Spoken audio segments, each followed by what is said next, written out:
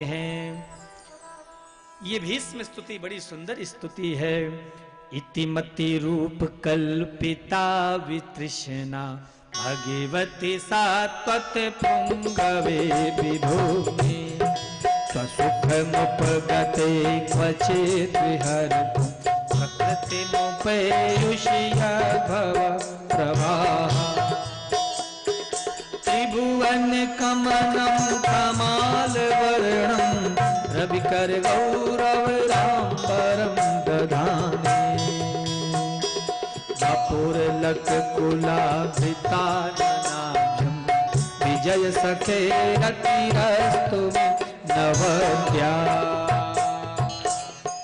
पितामह भीष्म स्तुति करते हैं, प्रभु यह जो मेरी मति है, इस मति को पति मिल गया है, तो यह मति मैं आपके श्री चरणों में समर्पित करता हूं।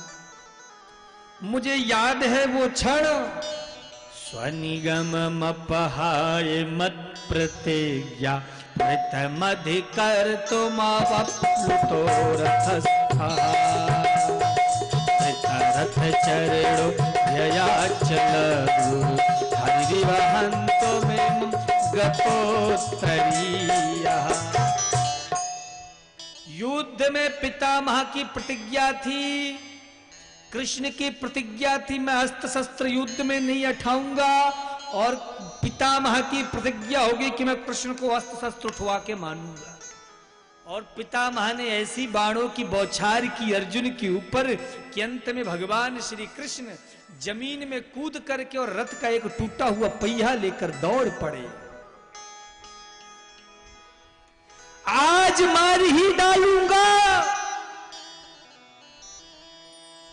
पितामह भीष्म ने धनुष फेंक दिया, बाण फेंक दिया, चरणों में गिर गया। मार ही डालना प्रभु, टुकड़े टुकड़े कर डालना, इस शरीर की चलनी छलनी कर डालना। क्यों? क्योंकि मैं जान गया गोविंद, ये जो तुमने प्रतिज्ञा तोड़ी है ये अपने लिए नहीं तोड़ी है, अपितु मेरे बातों की मर्यादा को रखने के लिए तोड़ी है गोविंद। इसीलिए बिंदु जी कहते हैं, प्रबल प्रेम के पाले पड़े कर प्रभु को नियम बदलते देखा। अपना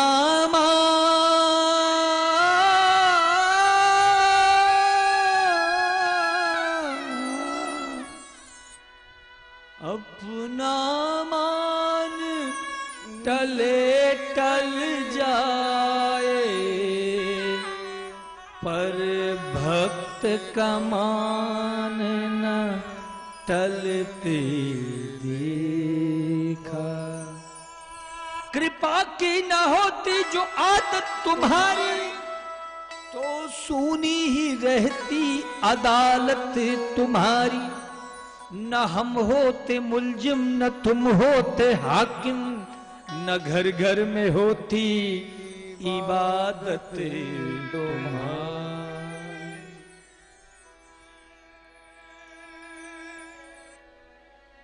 प्रेम से प्रभु को तुम जैसा चाहो, जिस तरह से चाहो प्रभु बन जाते हैं। प्रेम में वो शक्ति है जो उस ब्रह्म को इस धराधाम पर आने को मजबूर कर देती है। प्रेम में वो शक्ति है जो एक महाराज छोटी सी रस्सी से भगवान बंध जाते हैं। प्रेम में वो शक्ति है कि भगवान राम अयोध्या छोड़ करके माता सिबरी के घर पहुंच जाते हैं। ये प्रेम में शक्ति है।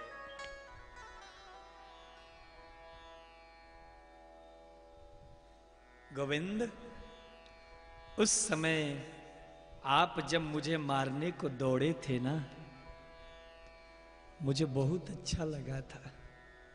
बस हे गोविंद, वो छवि मेरे हृदय में बस जाए और कोई इच्छा दूसरी नहीं है। बाबा आपको इच्छा मृत्यु का वरदान है, आप चाहो तो हजारों साल तक जीवित हो रह सकते हो। फिर गोपाल, मेरे शरीर में अर्जुन ने इतने बाण मारे हैं कि रोम रोम में बाण लगे हुए हैं। 10,000 बिच्छुओं को डंक मारने से जो पीड़ा होती है वो मुझे प्रतिक्षण हो रही है गोविंद। पर ये जीवन अभी भी इसलिए शेष था क्योंकि तुम्हारा मेरे जीवन में आना अवशेष था। अब तुम आ गए तो मृत्यु को भी अब यह दुल्हन बनाने को तैयार है।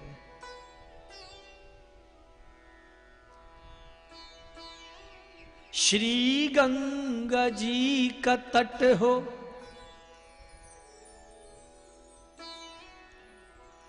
मेरा सांवरा निकट हो,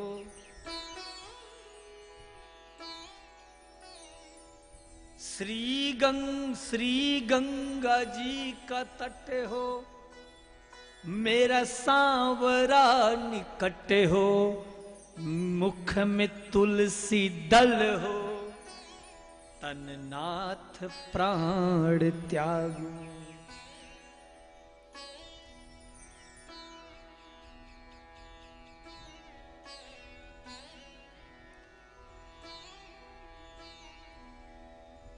सांसों का है भरोसा क्या, साथ देती नहीं है किसी का।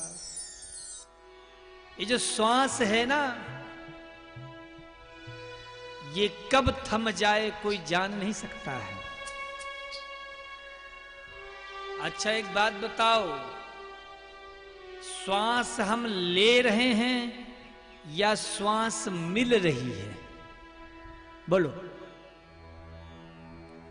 कितने लोगों को लगता है कि हम श्वास ले रहे हैं? हाथ ऊपर करके बताओ। कितने लोगों को लगता है कि श्वास हम ले रहे हैं? नहीं, श्वास हमें मिल रही है। कितने लोगों को लगता है? वाह! क्यों? क्योंकि सांस यदि हम लेते हैं तभी जिंदगी भर लेते रहो, पर श्वास हमारी मर्जी से नहीं हम लेते हैं। नहीं तो कोई मरना चाहेगा क्या? बोलो तिवारी जी, अगर ये सुविधा दे दी जाए कि 10 लाख रुपया दो, 10 साल उम्र एडवांस, तो बोलो जितने भी पैसा वाले सब अपनी जो है पैसों की 2-2 हजार की गड्डी ले लेके पहुंच जाते हैं यमराज के पास की नहीं? बोलो भैया हमसे 50 लाख, हमसे 1 करोड़, हमसे 10 करोड़ एडवांस बुकिंग। पर मृत्युर्वै प्राणिनाम ध्रुवः।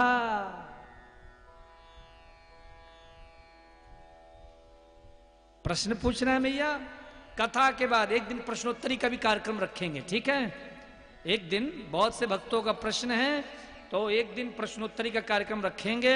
उसमें जिन जिन भक्तों के मन में जैसा जैसा भी प्रश्न है सारे प्रश्नों का जवाब दिया जाएगा।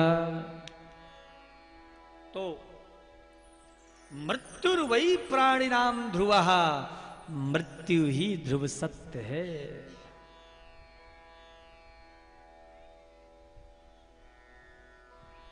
पितामह भीष्म कहते हैं, और देखो सांस हम जो ले रहे हैं वो उसकी कृपा से हमको मिल रही है। जिस दिन महाराज उसकी कृपा समाप्त, तो वहीं से श्वास की गति अवरुद्ध और लोग कहते हैं चला गया। पितामह भीष्म ने प्रभु को याद करते करते 5 भौतिक देह का परित्याग कर दिया। पांडवों ने महाराज सारा संस्कार किया। इधर भगवान